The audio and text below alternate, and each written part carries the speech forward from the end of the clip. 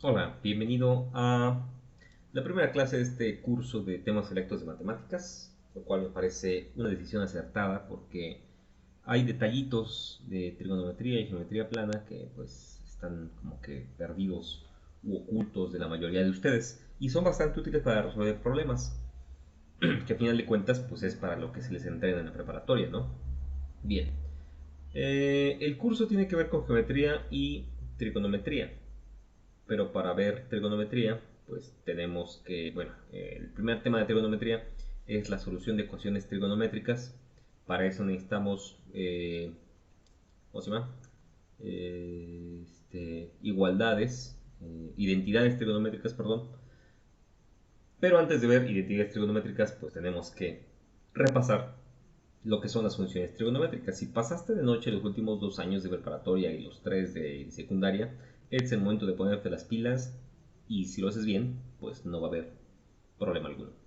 Comencemos hablando de triángulos. Los triángulos, polígonos de 3 lados, tienen como propiedad principal que la suma de sus ángulos dan siempre 180. Siempre. Todos los ángulos en geometría plana, ojo, geometría plana, debe dar como suma 180 la suma de sus ángulos. En el caso de los triángulos rectángulos, como el que tenemos acá, está por default un ángulo de 90 grados, un ángulo recto. Por lo tanto, tenemos únicamente dos ángulos restantes que pueden variar sus ángulos. Van a ser ángulos agudos y el otro pues ya está de 90. Entonces, si la suma de esto te da 180, quiere decir que entre A y B también deben sumar 90 grados entre estos dos. Ahora, la disposición de los lados y los ángulos es bien curiosa y esto se repite en muchos libros. Aquí empezamos llamando a los vértices, por ejemplo, a los vértices A, B y C con mayúsculas, y a los lados usamos los minúsculas, ¿cierto? Sin embargo, si el vértice está acá, el vértice A mayúscula, el lado A minúscula se va a encontrar justamente enfrente de él, ¿sí? Como si se tratara de una lámpara que alumbra una pared. Ahí está. El vértice A le corresponde el lado A. Al vértice B, otra vez, si abre la lamparita, le corresponde el lado B minúscula. Y bueno, el vértice C le corresponde también enfrente de él como una lamparota. Ahí está, al lado C o hipotenusa. La hipotenusa es este lado C, el lado más grande. Recibe ese nombre de hipotenusa y por una historia que no quiero contar. Bueno, y finalmente, pues los ángulos. Obviamente, si estoy en el vértice A, ocupo las letras griegas alfa. Si estoy en el vértice B, ocupo la letra griega beta. Y si estoy en C, no ocupo gamma porque, pues, si pusiera gamma significaría que no sé cuánto vale, pero sí sé cuánto vale. Vale 90 grados. Entonces no le hago el cuento y pongo 90. Después tenemos que definir las funciones trigonométricas. Las funciones trigonométricas son importantes porque no importa cuánto midan estos A, B, C, puede ser un triángulo chiquitito o puede ser un triángulo enorme y grande del tamaño del sistema solar. Así de fácil te lo pongo. Pero estas relaciones siempre van a dar lo mismo. Aquí vamos a tomar en cuenta el ángulo alfa. El ángulo alfa es este de acá. Pudimos haberlo hecho con el ángulo beta, pero pues queremos hacerlo con el alfa. Entonces vamos a tomar en cuenta este. Y nos vamos a ubicar acá. Y para eso tenemos que ubicar dos cosas importantes. Primero el cateto opuesto y luego el cateto adyacente. El cateto opuesto es el que está pues opuesto, o sea, enfrente. Opuesto significa eso, enfrente, que te hace oposición, está enfrente de ti. Y el cateto adyacente significa que está a un lado. Entonces, este vértice A abre dos ramas, aquí arriba y aquí abajo, ¿no? Sin embargo, esta rama no puede ser un cateto. ¿Por qué? Pues porque es el lado más grande. Y si es el lado más grande es la hipotenusa. Por lo tanto, el otro brazo o la otra línea, pues tiene que ser el cateto adyacente. O sea, forma parte del ángulo ese cateto. ¿Ok? Una vez que sabes cómo identificar lo que es adyacente y lo que es opuesto, vamos a definir las funciones trigonométricas seno, coseno y tangente. El seno de este ángulo A dice acá que es su cateto opuesto, quien está enfrente, A, por eso pone aquí A, dividido entre la hipotenusa, y la hipotenusa siempre es C. El coseno ya usa al cateto adyacente, entonces el coseno de alfa Aquí está alfa, su cateto adyacente es B entre la hipotenusa, que es C. Y la tangente es el cateto opuesto sobre el cateto adyacente. Opuesto A, adyacente B. A entre B. Ahí está, A entre B. Así también se definen las funciones cosecante, secante y cotangente. Y pues si tú te das cuenta, si te la aprendes en ese orden, te vas a dar cuenta que únicamente es voltear estos numeritos, ¿no? Los lados. La cosecante está relacionada con el seno, y si el seno es A entre C, la cosecante es C entre A. Ahí está, C entre A. El coseno está relacionado con la secante, si aquí es bien B entre C, aquí es C entre B. Y la tangente con cotangente es con la que más fácil te puedes aprender. Si es A entre B, pues la cotangente es al revés, ¿no? B entre A. No podemos decir que es lo opuesto, pero sí es al revés. B entre A. Ojo, no hay que confundir con las funciones inversas. Las funciones inversas son otro show completamente aparte del que después hablaremos. Bien, entonces definimos las funciones trigonométricas y ahora pasamos a lo siguiente. El teorema de Pitágoras. El teorema que te va a sacar de muchísimos apuros de aquí en adelante es este. Si yo tengo un triángulo rectángulo como el de la vez pasada, bueno, como el de la diapositiva pasada, entonces yo puedo establecer la siguiente relación. Pitágoras se dio cuenta de que esto también siempre se cumplía. Que c cuadrada, es decir, el lado más grande elevado al cuadrado, siempre era igual al cuadrado de a más el cuadrado de b, es decir, los catetos al cuadrado. Y si queremos saber alguna de las, es decir, si de estas tres cantidades a, b y c conocemos dos, podemos saber la tercera, despejando correctamente. C, b y a, nota que están pues obviamente puestas en raíces cuadradas. En el caso de C pues está una suma, en el caso de B es una resta y en el caso de A también es una resta. No te confundas, no siempre suma, no siempre resta. Y no vayas a hacer la tontería, por favor, te lo pido por Dios, de cancelar la raíz cuadrada con este 2 y con este 2. No, eso no es posible. Es la burrada más grande que puedas hacer en tu vida. No lo hagas, por favor. Tienes que hacer pues, es escribir los números que hay acá, elevarlos al cuadrado, sumarlos y al final sacarle raíz cuadrada. Bien, no hacemos corajes. Vamos a ver un ejemplo de cómo resolver triángulos. Es decir, vamos a calcular todas sus medidas. Déjame hacer esto un poquito más grande porque a lo mejor no se ve. Ahí está. Y voy a subirlo para acá. Bien, dice resolver el siguiente triángulo cuando los catetos miden 3 y 4 unidades. ¿Sale? Entonces yo tengo que los catetos miden 3 y 4. Entonces lo que tengo que hacer pues es conocer los otros datos, ¿no? Conocer cuánto vale C, conocer cuánto vale beta y conocer cuánto vale alfa. Porque pues aquí ya tengo un ángulo. El más fácil de hacer pues es calcular C. ¿Por qué? Porque C pues es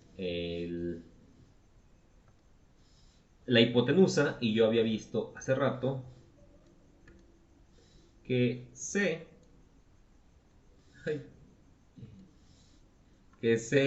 es igual a la raíz de la suma de los cuadrados. Entonces voy a aplicar esa idea. Entonces, para empezar, C es igual a la raíz de la suma de los cuadrados. Entonces, un cateto es 3 al cuadrado, el otro cateto es 4 al cuadrado y sumados. Y sigo resolviendo. C va a ser igual a la raíz cuadrada. 3 al cuadrado es 9, 4 al cuadrado es 16.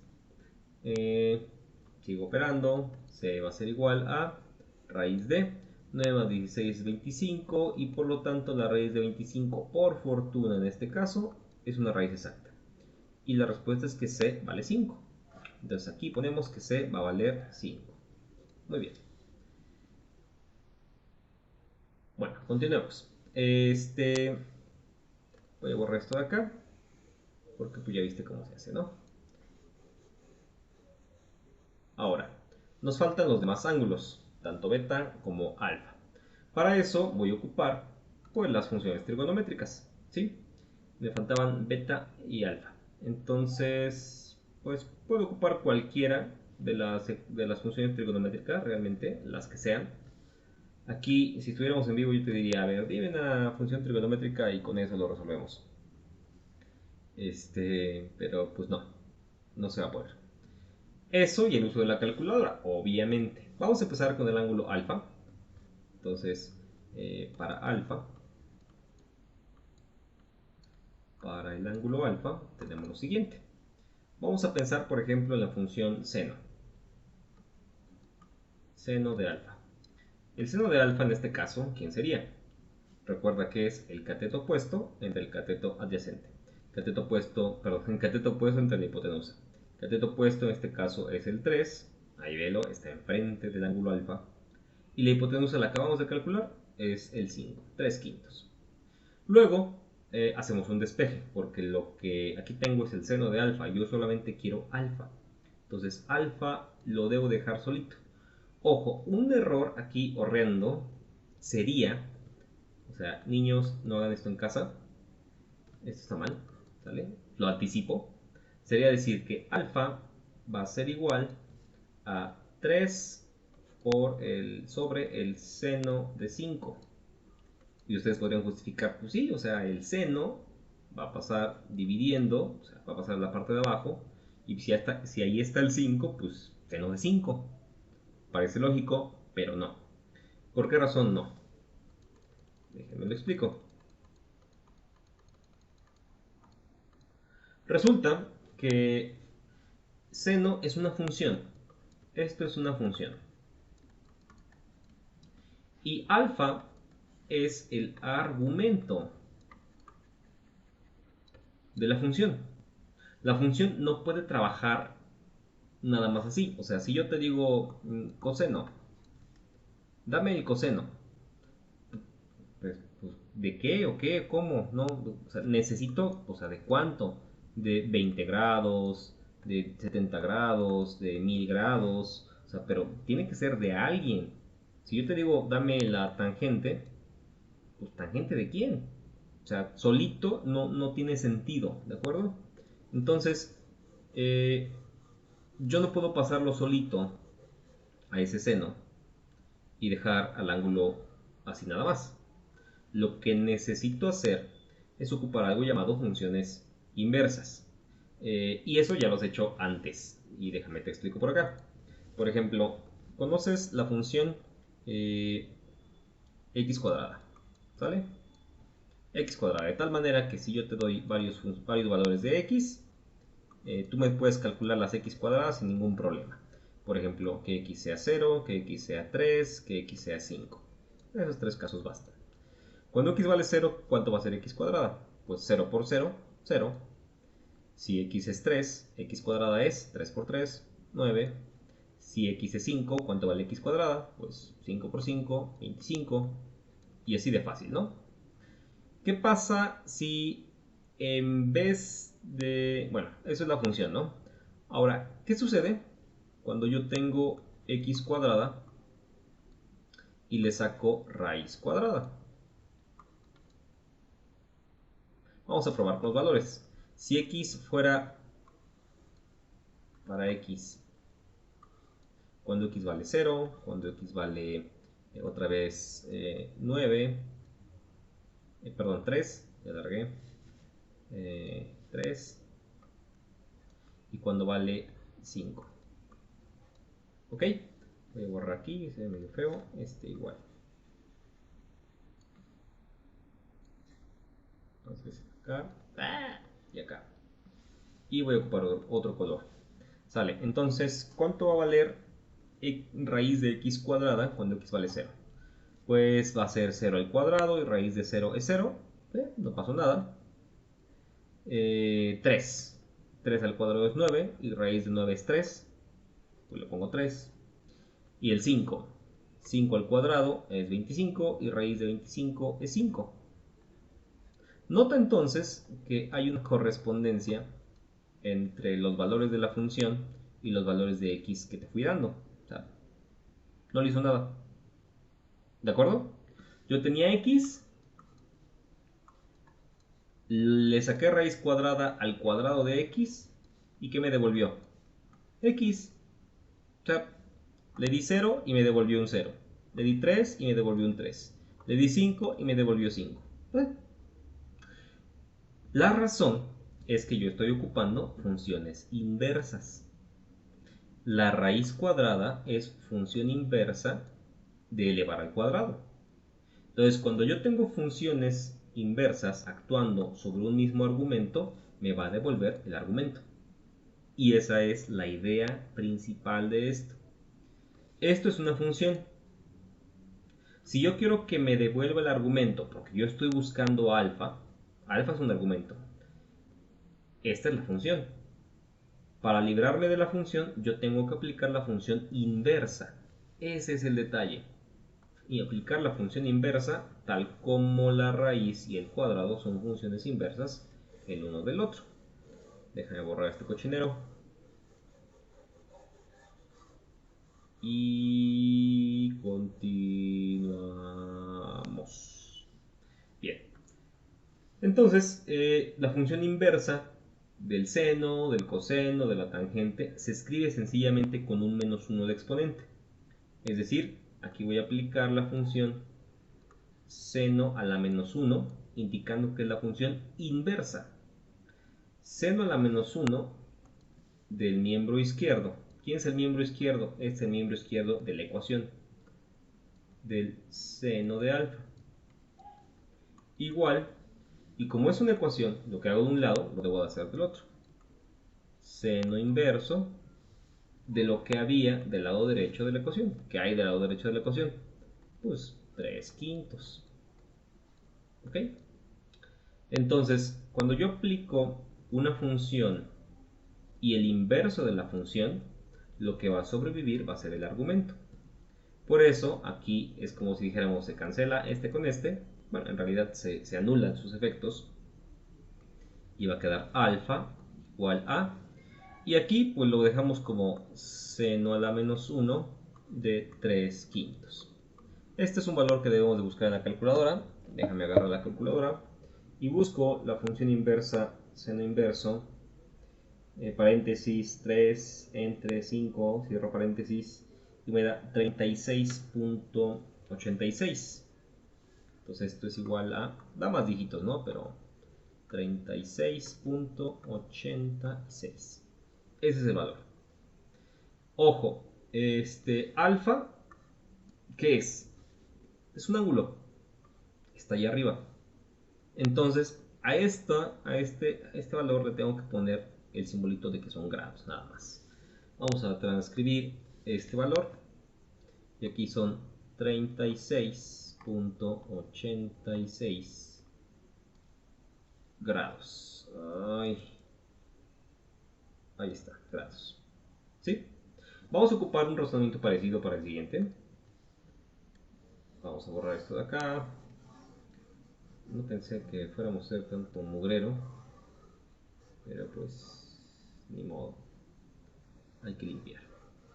En este momento te puedes limpiar la nariz, ir por un vasito de agua, darle un sorbo a tu coca, morderle a tu pan que no te has acabado.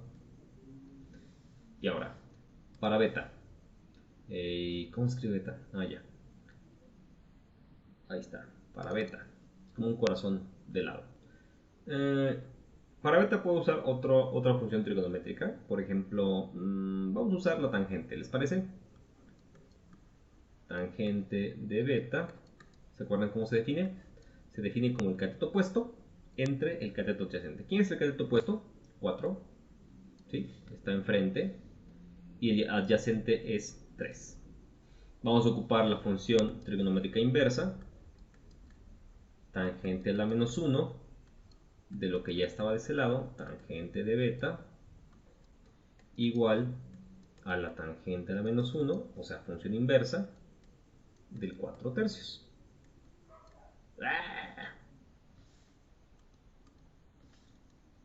4/3. Ahí está. Y como habíamos dicho hace rato, este se va a cancelar con este y me va a quedar sencillamente beta. Salió horrible esa beta. Ahí está, beta va a ser igual a la tangente a la -1 de 4/3. Entonces busco la calculadora, pongo shift, tangente, abro paréntesis, 4 entre 3, cierro paréntesis, doy igual y me da 53. 53.13. Hay más dígitos, pero con esos basta. Y como es un ángulo, pues le pongo el simbolito de grados. Y ya, con eso terminé. Entonces, este valor de beta debe de ir aquí. ¿Ok? Muy bien.